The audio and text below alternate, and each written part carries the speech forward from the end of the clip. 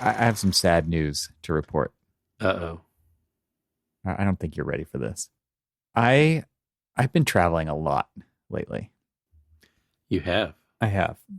I could do the whole rundown, but the most important thing is the sadness to talk about. The sadness is, I'm not even going to let you guess because you'd never guess. The sadness is I left a Lammy in a rental car. So How dare you? it's a black Lammy. It was in a black console. Oh. I returned the car in the Seattle Tacoma rental car parking garage. I could not see it. I am very bummed, and now we must have a Lammy funeral. Mm. A moment of silence for the Lammy. Let me pour one out for the Lammy. The Lammy gets respect. The Lammy got more respect than an architect. For those who don't know, it's a fountain pen. I mean, there's probably people out there, shame on you, who don't know what a Lammy is. Exactly. That's what it is. So one time I had my special edition, limited edition, orange Lammy. Special Clipped. and limited edition stickers. Well, special to me, but it was a limited edition one. And I always clip them to my shirt. And didn't realize that it was clipped to my shirt. And when I put my seatbelt on and drove to the job site, that it had come unclipped. So it was, just like sitting, it either like fell into my shirt or something like that. And since I don't like, dressing up to me is tucking my shirt in, and this was probably one of those occasions where I did not dress up, I parked the truck. It's just this whole comedy of errors here. I park the truck. I get out of the truck. I hear the pen hit the ground. I look down, and I stepped out right on top of a sewer grate. And it fell about, 15 feet down to the bottom of that sewer grate. And of course, the sewer grate I couldn't lift. Yeah, I was gonna how much effort did you? I knew there was going to be effort applied to retrieving the Lammy. There was. I mean, I was like looking around. I couldn't get it off because it wasn't like just like your 2x2 one. It was like a really long grate and all that other stuff. And so I was just like, I can't believe it. And I've never been able to find another replacement for it. I mean, they do make orange ones, but this one was a special orange one. Okay, listeners, Cormac and I are both Lammyless. I know Cormac is actually not Lammyless. Oh, I'm definitely not Lammyless. I am Lammyless. But your favorite Lammy fountain pen is gone. So my favorite Lammy fountain pen is gone. However, sitting next to me is a terracotta Lammy and a navy blue Lammy. Many Lammys. Many Lammys. Many Lammys. I am rarely ever Lammyless now. However, I am always like hyper vigilant on like where I'm clipping it and making sure that now to your defense though, like now that that's happened to me, I always unclip it and either put it in my pocket or I put it in the center console. You may have done that. This is exactly what I did. Oh, and it was a rental car. So here's here's the story. Here's what I've been doing. So I think I was one of the last recordings we did. I was actually in Kansas when we did this. So obviously I flew from Southern California to Kansas via Denver. There are no flights nowadays that are not on time. Right. Yeah. It's infuriating. Like this is, you can pay the full price. You can pay all the prices and the planes will still be late. Mm-hmm. And so I got into Kansas City late. Like it was like 11 when I was supposed to get there like 7:30, get a rental car, drive an hour to Topeka, try to find the parking garage for this hotel, walk 2 blocks with your stuff, check into the hotel late, right? Luckily, I'm still on Pacific Coast time, so it's okay. I'm not dying. It's not close. Topeka is not close to the airport, and so anyway, I did the thing that we talked about in the previous episode. Gave that, and I will tie this into kind of like how the audience received this, but not until I get to the other presentation that I did. So 3 days there, back to Kansas City with the rental car. And okay, so data point number one, I rented every rental car now they're always new, right? So brand new Toyota Corolla. They're always trying to get you to get a car that wastes more gas, right? And no, I just want the Corolla. And the Corolla for 3 days was $68. All right. For all 3 days? Yes. Wow. I don't understand that, right? Okay, so that's a data point to keep in mind as I work my way through this travel adventure. So then I was going to fly back to Southern California, but I decided, okay, so side story, while all this stuff is going on, I'm also selling my house, right? And I don't know if we've talked about that yet on the show because I can't keep everything in my brain anymore, but I'm selling my house and looking to move to Washington State.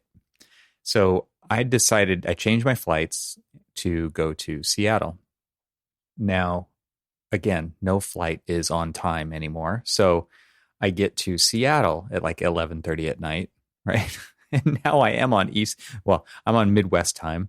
So I'm a couple hours ahead and it sucks. It's brutal. So I get there and then I have to drive like 45 minutes to an hour east of Seattle to Snoqualmie, where I was going to be staying and looking for houses like that. It was just like, I got to go up there and like figure out where we want to land because we had not really figured that out yet. We knew the state we were going to, but we did not know where in the state. We just know like sounds familiar.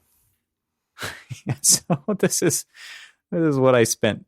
I just spent 4 days up there. Okay. So any guesses on how much a rental car costs in Seattle? It was a Toyota Camry, so it is a bigger car for no reason. Like I didn't need a bigger car, but it's just the car that they gave me, the cheapest car I could get. I'm gonna go with at least about like 350, 370. Higher. Wow. How many days? $620 for 4 days. What is up with that? Like, wow. This is like gas prices in California versus, so like it was literally, it's $6 for gas in California per gallon. It was 3 something in Kansas, right? So what is going on? Why do us on this coast have to spend so much more money for the things than it makes Kansas very appealing in some ways? When is it going to dawn on you that maybe Kansas should be where you go instead of Washington State? Okay, but the reason I want to go to Washington, I want mountains, I want green. Kansas, there are known some for their slight mountains, right? Hilliness, like yeah, dead exactly. flat. Yeah, there's elevation gain. So no, there isn't. No, there isn't. Yeah, so that's a data point number 2, right? It's just car rentals, and you can see where people are, and I guess what the demand is for rental cars. It's just incredible. So I probably drove about 500 to 600 to 700 miles. I did not keep track of the mileage, but I drove a lot up there because I wanted to look at some very different areas. So I did that over the weekend. Then I flew to Medford, Oregon. I was supposed to, again, fly back to Southern California, change my plans, fly to Medford, Oregon, where my parents were. And then because my dad and I went in to buy a enclosed cargo trailer so that we could move stuff because they're going to be moving too. And so we're like, we could buy a trailer, we can do all our moving, and we can sell it at the end and come out even instead of just giving thousands of dollars to moving companies. Not a bad idea, actually, because I could give you the data points for how much I spent at U-Haul.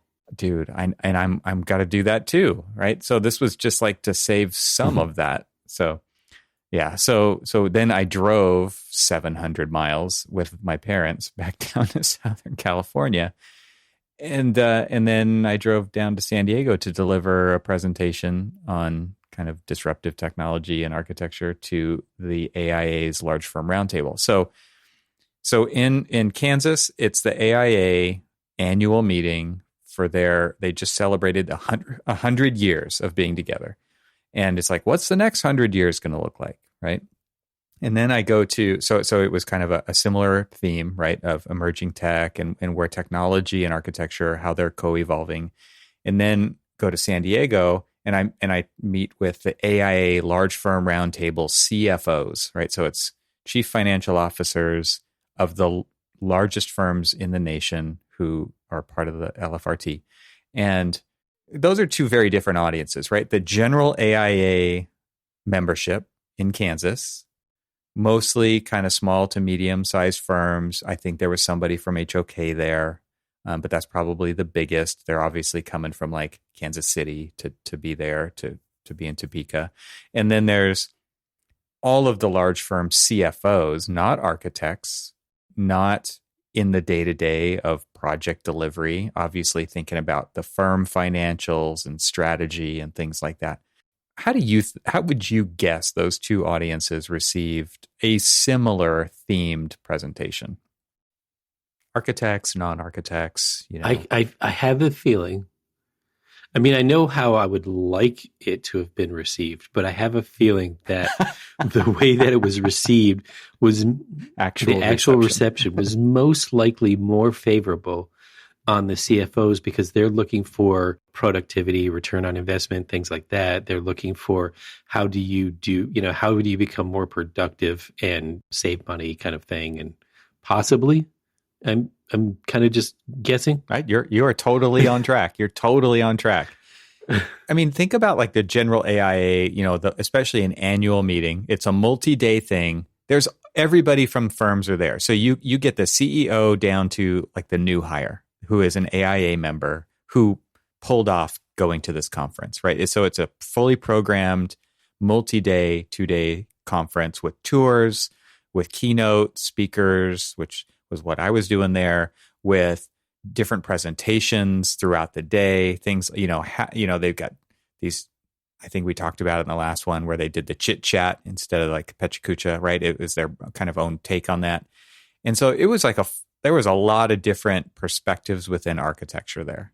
And then you get the CFOs, and I was there for like the evening before, and then the presentation, and Kermit Baker, the AIA's chief economist, was speaking before me, so he obviously had a lot of pertinent things to say to the CFOs regarding the economy and the financial outlook of the industry, what the billings index looks like all these different things, and then I got to speak after that, and again, like very different reception from these two groups of people, which I think is super interesting. Is like if you kind of dig into the psychology of our profession. And it's funny because our profession includes these CFOs who are kind of in their own profession within our profession. They're in our profession, but they're on. It's interesting because they're on the peripheries of our profession, but they are also on the. They're not really on the peripheries because they're the ones who are helping guide like our financial stability and everything else. And they seem sit to on be the highest levels of leadership in these firms. They seem to be more inclined to look for things to advance the firm, advance the profession, more so than the people who are actually the profession doing the work. Yeah. Like having these conversations with them, it's, you had the conversation with the architects and they're just like, yeah, it's just another pencil, whatever, I mean, we'll adopt it. We'll do, that's how, like in some cases, we're either the slow adopters, as we've talked about on like thousands of occasions, the non-developers of, our own future. And it's almost like we sort of don't care, just as long as the projects keep rolling in. Whatever tool we use is whatever tool we use, whatever. I'm trying to sound as ambivalent as possible because that's probably the reception that you got, is just like, there's nobody out there yelling out there, preach it. I think that, during the presentation, it's kind of hard to gauge because it was a presentation. It wasn't a conversation, but there was the opportunity for Q&A at the end, and there was none. And so I don't know how to take that because it was the end of the conference. Okay, so I'm going to give people the benefit of the doubt to say like, okay, I did fly here from Southern California. If you want to talk, like now's the time, because I'm seriously got to drive all the way back to Kansas City and jump on an airplane. But But okay, so if you're not going to take me up on that, right, we could always connect later, whatever. And it's the end. I get it. People are kind of fried. This was a lot to take in. But my goal was to inspire people that there are ways to leverage these tools. Again, we're not doing this because the tools exist, right? We're doing it because we want to work on more meaningful things and have a bigger impact on what we can impact, which is the whole built environment, right? So I know architects have a hard time getting outside of the day-to-day project schedule, right? Because it is all consuming. It is the deadline that we work toward until there's another one, right? Which is immediately afterward. Right. So right. I know I'm an architect too. I know what that's like, but to really paint the picture, the CFOs, like it got into a full-on discussion after that. And there was lots of back and forth amongst each other and engaging my input into that. So what was the subject of the conversation? What did they want to know from you, glean from you, kind of like learn from you learn from them? I mean, what was that conversation? Because clearly that wasn't the conversation that the architects wanted to have with you, but it sounds like whatever conversation the CFOs were having with you probably was the conversation that the architects should have had with you. I think it has a lot to do with the main subject of I would, the overarching theme beyond just like technology's coming. You can love it or hate it. It doesn't matter. It's here. So what are you going to do with it?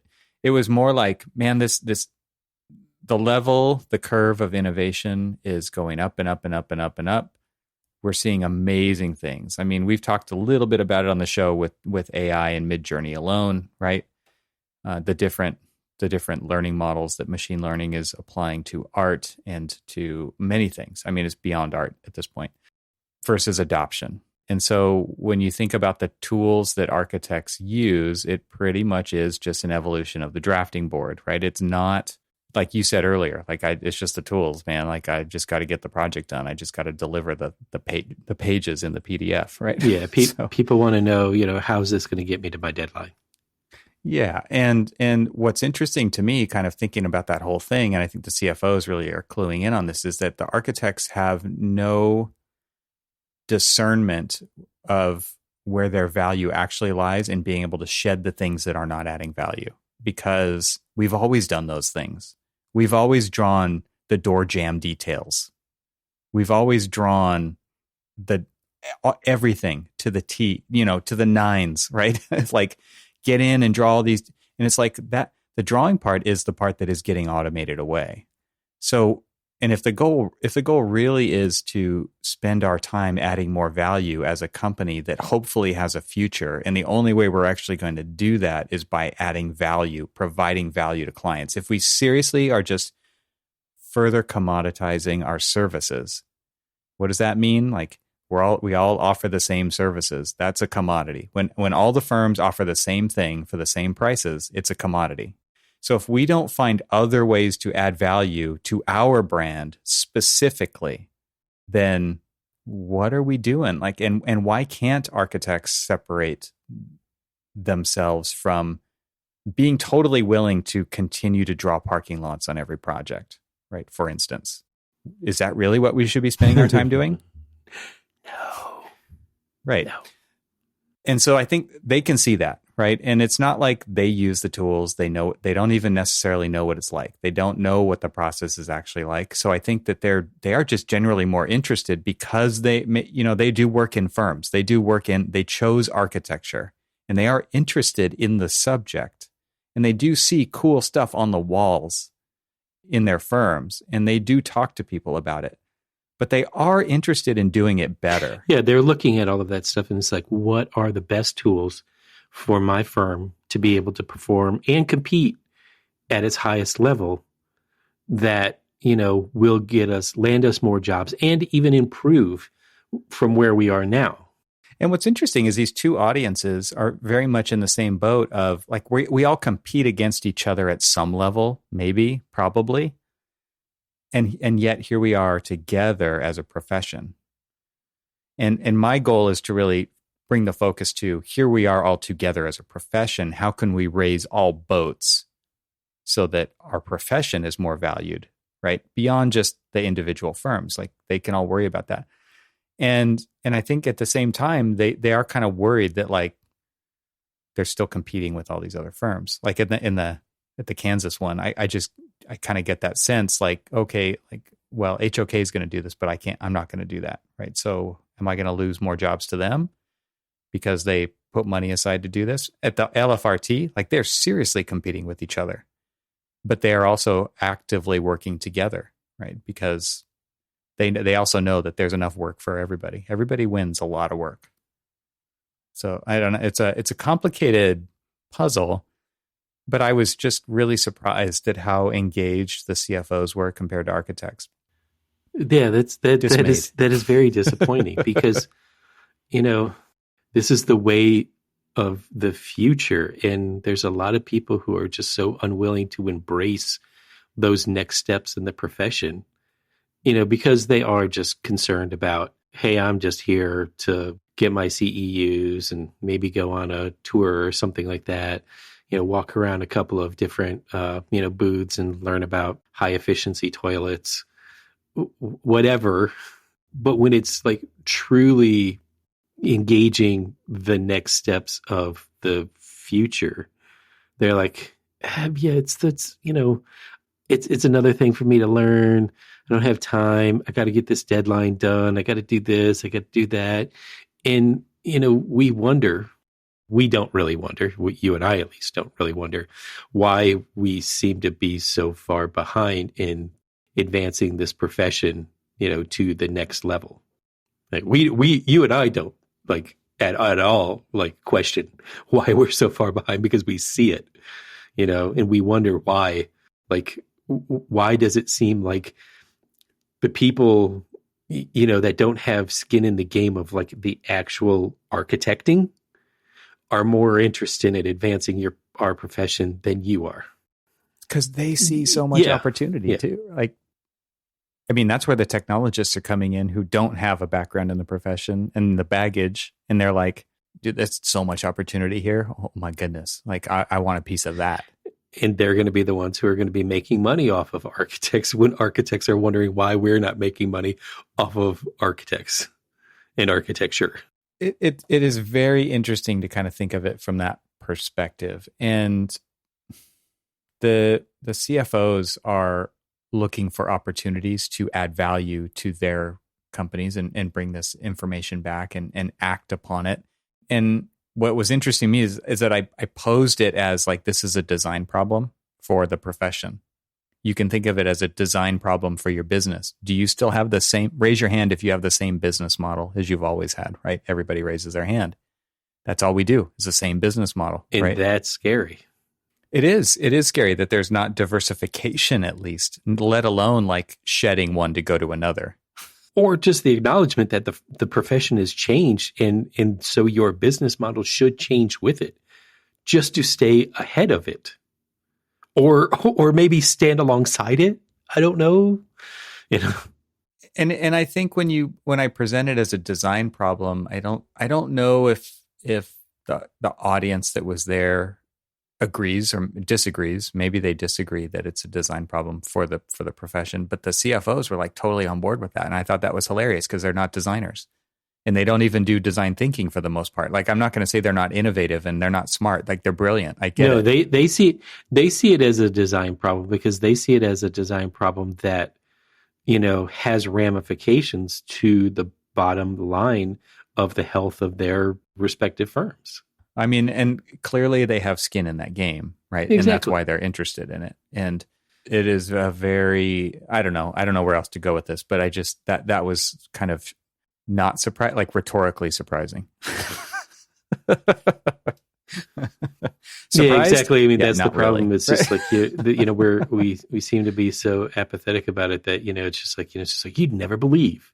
And that's why when you were, setting the stage for this, I was just like, yeah, I know where this is going. I mean, I would love to give the benefit of the doubt to my fellow architects to say, hey, the profession's changing. We got to change. and, embrace the next steps and actually be leaders in those next steps. And they're just like, are those next steps going to get me to my deadline faster? Because, I gotta, I came to this thing just to just take a break from this project for a few days, but I got to get back to it. And if you're not selling me an easy button, I don't care. I mean, can I sound more apathetic than that? I mean, it's just like, wow, that seems very, very disconcerting to me, but that is sadly the reality of the fact. It's a tough spot to push from, pull from, coax, inspire when you see that apathy, right? Because you can't cheer people. I had a Twitter thread go the other day that was, why are people leaving the profession and going to things like tech, right? I think you saw that. I posted an episode, which I think we could cover in a future episode, a follow up on that topic. But here's a couple of examples. One of them was an Arca Speak episode. One was an episode of Troxel Podcast on this is why people are leaving the profession. Here's two examples, right? So it's anecdotal. It's not, there's no science behind this. This is just real people's experience, real experience. And so we should talk about this. So, my Twitter thread was like, well, here's two examples. If you're in leadership, you should be talking about this. Don't look to the person to your left. Don't look to the person to your right. No, you should be doing something about this. You should at least be having these conversations and genuinely addressing whatever you can to address keeping talent, because this machine of unending graduates coming into your firm, they can see through this BS. And I think we should address that. We've hit on topics like that in the past with the SciArc scandal and stuff like that. Then there's the people who are not leaders, right? And it's well, what can you do? It's share this with your leadership.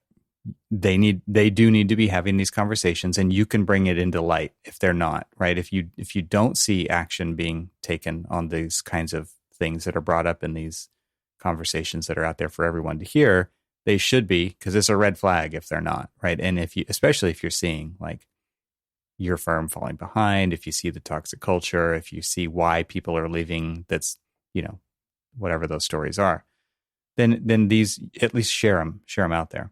Tons of people were chiming in and they were retweeting it and favoriting it and things like that. And so obviously it kind of struck a chord, but I was definitely thinking about the way that the people received these presentations, at least from my perspective, and how apathetic we are as an industry, as a profession, to changing things that are clearly not working for us. Right. So how do we attract talent? How do we show people that there's a clear path for advancement in our firms? How do we just don't address these things. And it's people are leaving. Oh yeah. And then we come up with reasons of why that totally makes sense. Oh yeah, they totally can get more experience working in that other, market at that other firm. And that would be great for them. And we talk about it like that's a good thing that they're leaving for them. And it's no, this is terrible for the firm. It costs a lot of money to train people and to onboard them and to bring them in and teach them all the ways and do all these things. So I don't know where I'm really going with that, but it's just further evidence that there is an appetite for these kinds of conversations and for change to happen. And yet there are the gatekeepers in this profession who just want nothing to do with it. And I asked the question, why is that? Why is it just because you're about to retire? This is so it's not your problem, right? And you're going to be gone before it really hits the fan, or do you care at all? What do we owe the future of this profession?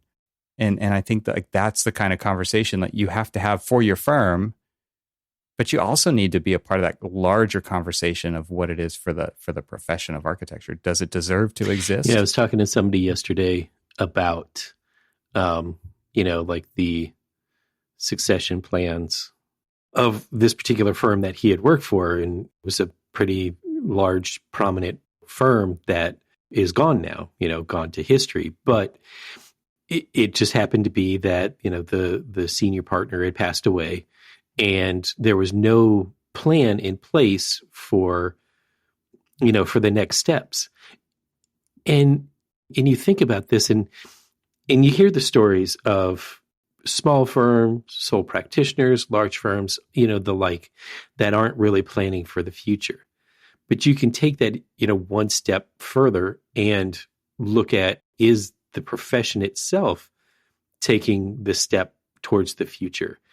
And in what we've been talking about now, it's no, because we're so busy focused on, with the blinders on, looking at, what's right in front of us, not paying attention to the next steps. And so we've literally let all of these people who either have, come into the profession and been disillusioned and left the profession and, decided that, they're going to, go to the tech side of things and, make their impact on the profession completely void of actually being a part of the profession.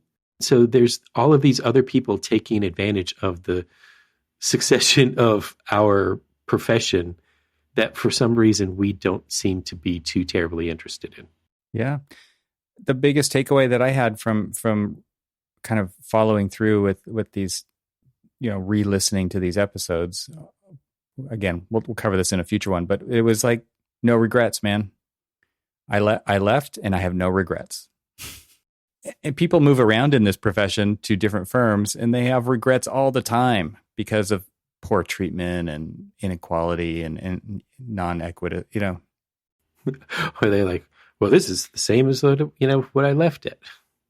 So like, what are you doing about it? Like, yeah.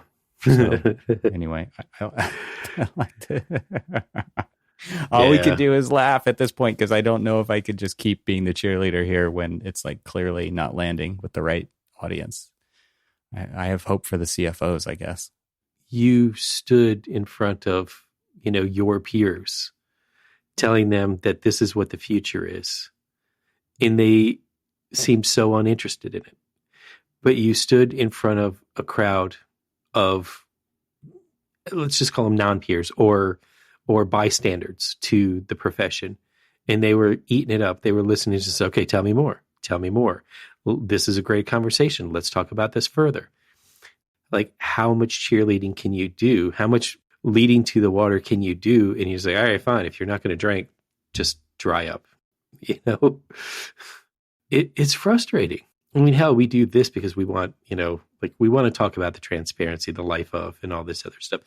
We don't sit here and just moan about it and say, oh, just do better. It's just like, giving a voice of at least the outlet of like, here's what the future is holding. Can we all just like hold hands and like walk towards it together? Together. Yeah. Right. Well, I do feel like, at some place here, we'll be beating this dead horse, but it's, maybe already, but the profession has kind of jumped the shark here, right? It's like, what's next? What do we do? There are people out there very interested in solving this problem, so they're going to figure out a way for sure. And so either you're going to be a part of that or you're going to go away. That's kind of, I think it will be kind of that cut and dry. Well, I don't really know how to end on that note. That was it. After you said exactly, that was it right there. I'm going to hit stop. Thanks for listening. This show is part of the Gable Media Podcast Network. See all the shows at gablemedia.com. That's GABLMEDIA.com. You can help support what we're doing here by leaving a 5-star review on Apple Podcasts to help get the word out, and don't forget to share it with your friends. We'd love to hear from you, so leave a comment on the website at archispeakpodcast.com, where you can find our entire catalog of shows. Talk to you soon.